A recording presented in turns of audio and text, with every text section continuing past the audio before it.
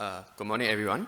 I'm Boon How, a Year 3 undergraduate studying chemistry at Nanyang Technological University. So for the past year, I've been doing work at the Center for Biomedical Informatics at Lee Kong Chian School of Medicine, NTU. Today, I'll be presenting to you the work that we have done so far, whereby we will be focusing on the behavior of cross-cell line analysis in DNAse and H3K4ME3 in the context of highly expressed genes, whereby we classify these genes according to overlapping markers. So you may be wondering, why are we doing cross-cell line analysis? Firstly, for public data repositories like ENCODE, we see quite an uneven distribution of data availability, whereby common cell lines used for research, we can see much more data available, whereas for cell lines that are more rarely used, we will see lesser data available. So what if there's a scientist out there that wishes to do something highly specific, like for example, using H3K4ME3 from an ectodermal cell? From ENCODE, we can only have one data file, and it comes with its own sets of warnings. And to be able to regenerate like their own histone marks and histone chipsticks, it might not be possible for some labs whereby they do not have the access to the resources needed. Hence, what if there is actually a computational method to characterize the genes needed for such specific cell lines using epigenetic markers? And what if this can be determined through pre-existing and available data on such public repositories? So to begin our discussion proper, let us take a look at what are some observations that our group has made before we conducted our investigations further. Using multiple cell lines worth of H3K4ME3, we look at their genomic regions with respect to the transcription start sites, and what we can see here is that there seems to be a vertical pile-up and alignment of each H3K4ME3 on top of each other. And this is somewhat interesting because H3K4ME3 is commonly associated with actively transcribed genes, and for different cell lines, you would expect the genes to be transcribed to be inherently different. But from what we can see here is that this observation actually holds true for quite a lot of regions that we can see in this slide here. We carried on with using DNAse, which is also a marker for chromatin openness, and we can see that this observation whereby there is the vertical pile-up of cross-cell lines data, it still continues to persist, and this shows us that there are some trends that we should investigate with this cross-cellular behavior. So knowing that H3K4ME3 and DNAse affects gene expression, what are the trends in these expressed genes that we can use in our further analysis? So to begin our study, we gathered data from the ENCODE repository to minimize the different batch effects from different repositories, and all of the RNA-seq data that we have used has been subsampled to the minimum read depth to account for biases from uneven read depths. All the cell lines that we have chosen has at least 2 biological replicates and are of the best quality that we could find. And the transcription start sites that we have obtained are from GenCode version 41 and retaining only the main select transcripts. So we are now going to find out what are the regions where the markers are most likely to be found. So we did this by using the bigwig files of the cell lines that we have obtained. And from what we can see here is that the plots of the statistics of the signals from the bigwig files on the left and the right, the left being the DNAse and the right being the H3K4ME3. And from what we can already observe is that for DNAse, we are more likely to find DNAse at 200 base pairs upstream from the transcription start sites, whereby the red line indicates 75th percentile of the signal strength, the green indicates the 50th, and the blue the 25th percentile of the signal strength. And for H3K4ME3, what we can see is that it is most likely to be found 500 base pairs downstream within the transcription start site. So now that we have obtained the regions whereby these markers are most likely to be found, we are interested to see how to classify each gene to be marked by these markers or not.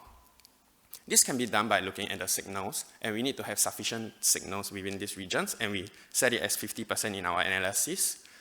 However, to avoid having to normalize against all regions and all the files that we have used, we chose to use the bit intervals instead, as they already indicate to us where are the areas with significant signals. So to illustrate our selection of genes, let us take a look at the visual on the right of the screen, whereby this is an example where we use a H3K4ME3 file from the H1 cell line, and we have 6 arbitrary transcription start sites A, B, C, D, E, F, and we can see that transcription start sites A, B, and D do not have 50% of the regions being covered, whereby if we were to look at the squares, the blue squares essentially indicate that the marker is present and the gray indicates the absence of the markers. Hence, knowing this, we can generate out a column that can indicate to us each transcription start site being marked by this marker file or not. As our analysis uses multiple cell lines, we will essentially generate out a wide data frame whereby there will be Boolean columns indicating each individual gene being marked by each individual marker file that we have obtained.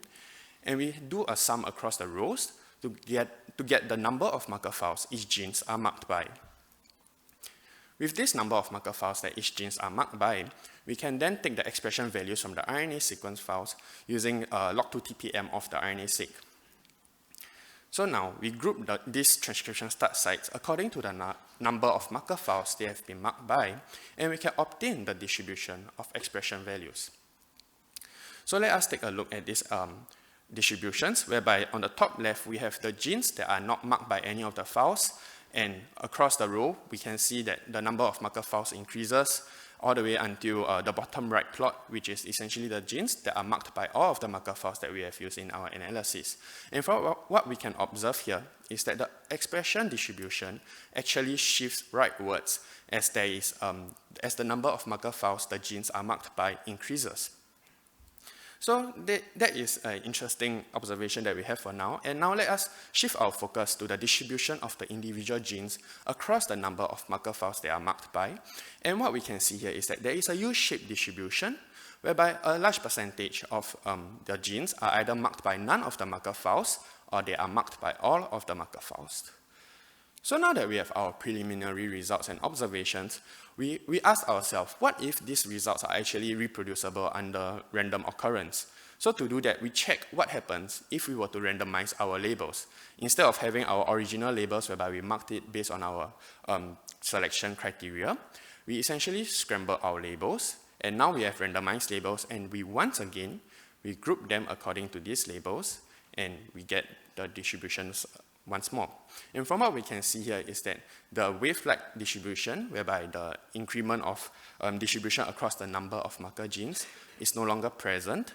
And this already indicates to us that, our preliminary results has some interesting aspects. And to make it more statistically rigorous, we actually did a permutation test of 1,000 randomization, whereby we calculate the mean squared error between two randomized labeling and the mean squared error between the observed and all the randomized labeling. So the red box plot over here indicates the distribution of these MSE values against the blue box plot, which is the distribution of the MSE values for the observed against all the randomized labels. And from what we can see here is that the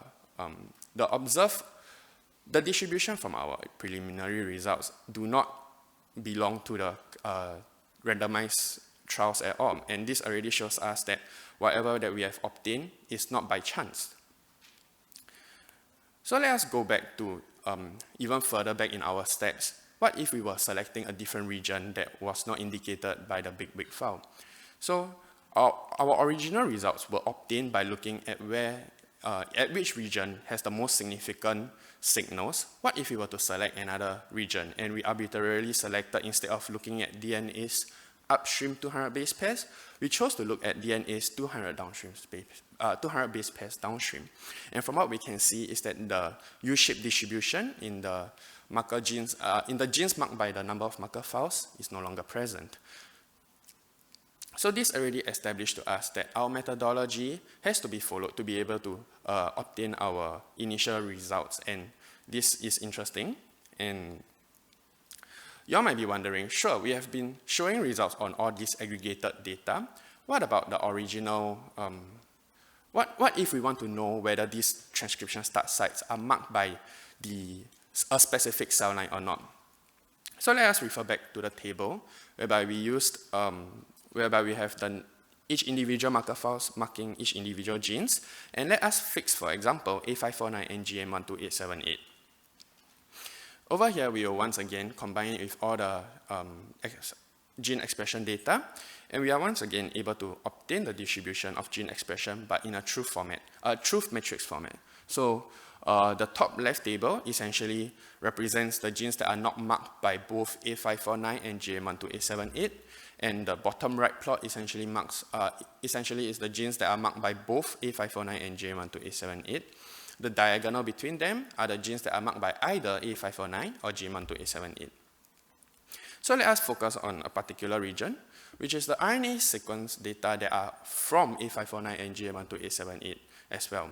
And from what we can see here is that the distributions seem to vary slightly. And what this indicates to us is actually that GM12A78 might be a bit better at selecting genes that are higher expressed than that of A549. So this already indicates to us while our method is sound, we have to investigate further in what are the differences between cell lines in their ability to mark these genes. So while that is more for the future work, we are now interested in going back to our preliminary results. We are now interested in what exactly are the identity of these genes that are in either marked by all of the marker files or marked by none of the marker files. So we conducted a gene ontology on these two classifications, and these are the results that we have obtained, whereby the genes that are not marked by any of the marker files, from what we can see, is that they are highly specific, and for example, a response to stimulus or scent, and the genes that are marked by all of the marker files, we can see that the biological functions are highly generic, whereby, for example, cell division. So these gene ontology labels are once again seen for the genes that are marked by H3K4ME3, and this already indicates to us that these genes are either way too specific or way too generic in their nature. So you might be wondering, why is this observation actually happening? Well, one possible explanation that we managed to find was through evolutionary conservation of histomodifications, whereby H3K4ME3 was seen to mark cells that were conserved along evolution. So as a result, the genes that we found that were marked by H3K4ME3 could just have been conserved genes from evolution alone. Another interesting observation that we originally had was the high number of genes that were marked by all of these marker files. And while we originally thought that they might be housekeeping, when we used housekeeping atlas genes, we noticed that about 30% of these genes belong to the housekeeping atlas. So what happens to the rest? Well, one reason that we have is that they might be constitutively expressed genes, whereby these genes are just expressed throughout most cell lines. While these are just some possible explanation for these results, much more research is needed to be able to ascertain all of these hypotheses. So you might be wondering, what is a possible application of our observations? So going back to our original problem, whereby a highly specific cell line might not have sufficient quality data present, what if this analysis actually let us know what are the genes that we could use to infer for certain cell lines? So for example, by going back to the gene ontology results, we know that some genes are way too generic, and they do not tell us what are the identity of this cell line that we are interested in, or they are way too specific, but their expression values are also very low. So it is unlikely that they belong to the cell line that we are interested in, as they are also not expressed. However, more research is needed to ascertain that this is actually accurate. But it will be interesting if we could actually build a classifier based on our current analysis and results. So in conclusion, what we can see here is that H3K4ME3 and DNAse are able to mark genes across multiple cell lines, regardless of their original cell line. And by marking these genes, we are able to split them into a U-shaped distribution, whereby they are marked by all of these cell lines, or they are marked by none of these cell lines. And this selection can only be done if the method that we have just discussed is adhered to. And the gene ontology of these genes that belong to those that are marked by all or none of these cell lines shows either genes that are way too specific or they are way too generic, and they might not provide enough insight on the cell-specific genes that we might be interested in. However, to conclude, this cross-cellular marker analysis has shown that it has the potential to compensate for the lack of data in cell-specific quality public data repositories. And I've come to the end of my presentation, and I would like to give my thanks to CBI for their continuous support and guidance for the past year, as well as for undergraduate research experience on campus for allowing me to have this opportunity to take on such a cross-faculty project. Thank you. And now I'll be open to any questions. All right. Thank you, Boon How. That was a very nice talk. Please remain. Do you have any questions from the floor? Wow. Well, there may be none now. Perhaps I'll ask. Oh, there is one. Come on, do you want my mic?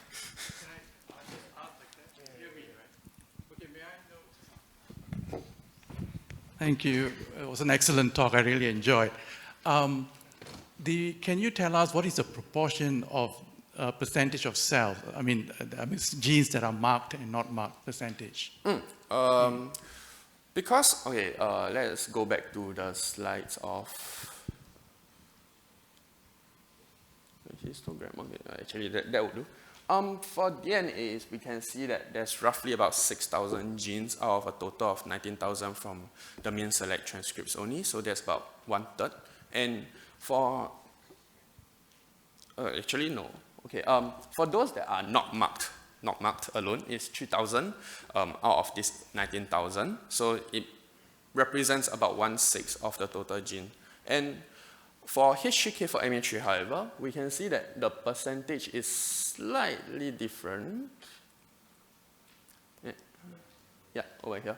Whereby, while it's still 3,000, we can see that the distribution is, it has shifted more towards the marked by all of the marker cells. However, what I might want to point out also is that it could depend on the selection criteria that we have used, because we originally had the big wig file, and as we have, sorry,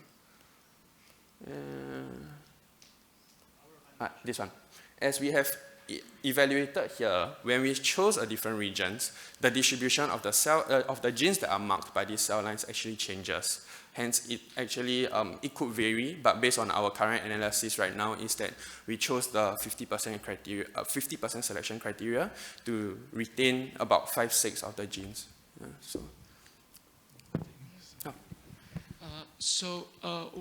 One thing actually that we know about, basically, you're looking at the promoter regions. So one thing that we know is that different kinds of promoters have very different distributions of both of these labels that you're looking at. So, for example, if you have a non-CpG promoter, Tata promoter, its DNAse hypersensitive region, like nucleosome region, is going to be much more unpredictable and, on average, less accessible. On the other hand, the CpG islands, typically CpG island genes, expressed ones, typically have a much higher H3K4 or stable H3K4 trimethyl level than other genes, even equally expressed genes.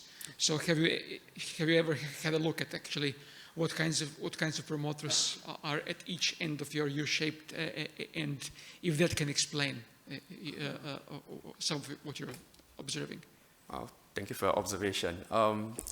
No, we have not looked at the different types of promoter regions currently. We just looked at more of the regions that these marker files are more commonly, more associated with the signal strength over here.